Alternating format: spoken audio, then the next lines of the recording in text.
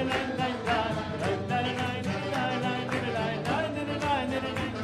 Torah begins with Bereshis bara Elokimus hashamayim v'soretz. In the beginning, Hashem created heaven and earth. That originally the world was in a state of darkness. 4 types of darkness: toihu, voihu, choshech is number 3, al panei sahoim is number 4.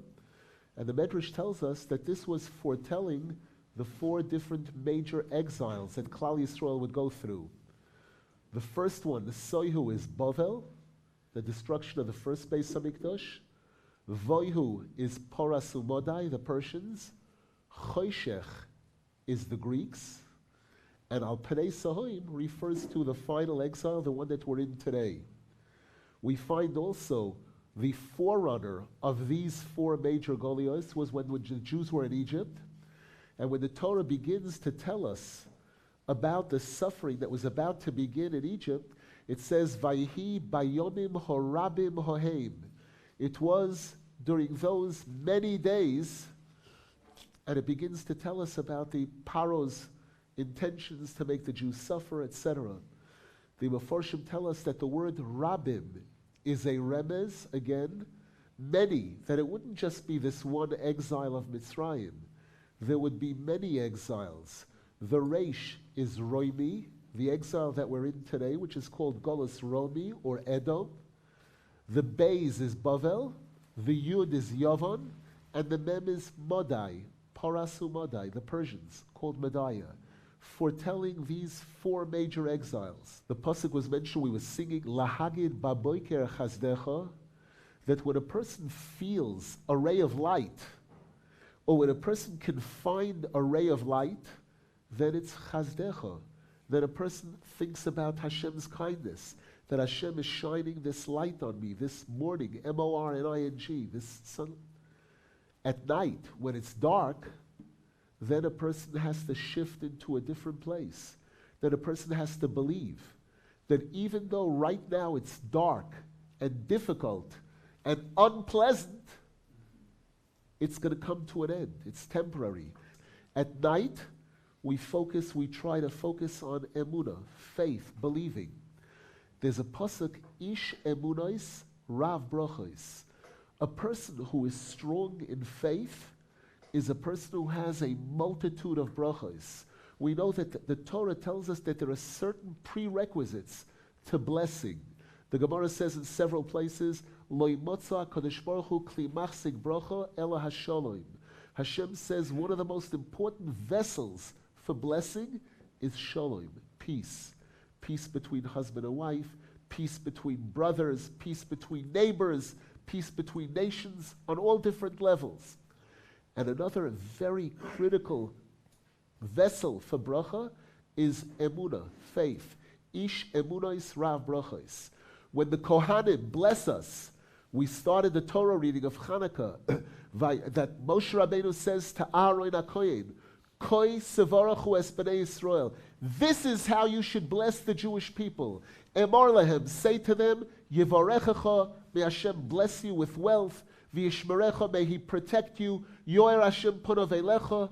What is koi? Koi sevarachu es bnei Yisrael. Koi, Chaf Hei, is the 25 letters of Shema Yisrael, Hashem Elokeinu, Hashem Echad. The number 25 represents emunah, represents faith in Hashem. When we talk about Chanukah, the Greeks tried to uproot our faith. The Greeks said, Kisvu lachem al keren asher. I want every Jew to write down that you don't believe. We don't believe in Hashem. They were looking to destroy and undermine our faith in Hashem and challenge it with their Greek philosophy and Greek culture. The victory is called Chanukah, Chanu Chavhei. We came to rest in emunah. We put it in park in emunah. We were not, when a person is unsure, when a person has doubts, safek, when a person has doubt, it means they're bouncing back and forth, they're shaky. Chanukah is a time of Chanu Chavhei, where we were established. We came to rest in Chavhei, in emunah, in the 25 letters of the Shema. And we mentioned many times that emunah is not something that's a fixed item. Emunah, at 9 o'clock in the morning, a person could feel strong in their faith in Hashem. They're going to work, they're starting their day, he's a salesman, and he picks up that phone and he's starting to cold call. And he makes one call and another call and one rejection and another rejection and some insults. And by 10 o'clock he's saying, I wonder if I'm really cut out for this job. I wonder if this is really for me. Or I wonder if Hashem don't like me. You know, all the different things that express a person's doubt, uncertainty. So the emunah can change from minute to minute. It requires his chachas. It requires renewal all the time. And Rav Nosson Zal tells us an incredible chiddush, where every day we say, Hashem Elokeinu, Hashem Echad. Hashem, our Hashem, Hashem is one. Why do we say Shema Yisrael? Why do we say those two words? Listen, listen. When a person bangs on a table and says, listen, they're making an announcement. When there's a change, when there's something new taking place, you say, everybody listen carefully. Because again, if it's not new, what do I have to listen for? I know that the minyan is 6 o'clock in the morning, every morning. Listen, tomorrow morning we're going to daven at 6 o'clock. Thank you. We davened yesterday 6 o'clock and we're going to daven for the next 6 years. But when there's a change in schedule, we make an announcement. Everybody listen carefully. The fact that we introduce our declaration of faith with the words Shema Yisrael every day is to remind us that it's new. It's a new challenge today to try to see, do I believe or do I not believe? The Beis Hamikdash was a center, a merkaz of faith in Hashem. How? It was a place where there were miracles taking place all the time. The Mishnah says 10 miracles on a constant basis. When you see miracles, you're reminded that forget this Mother Nature stuff and forget this science stuff, forget this technology stuff. There's a Hashem who's running the world. And one of the most important things that a person is looking to derive when I'm studying Torah, especially the Torah of the tzaddikim, it infuses a person. It waters that emunah. It just like a tree needs to be watered on a constant basis, our emunah is something that needs to be nurtured and watered all the time.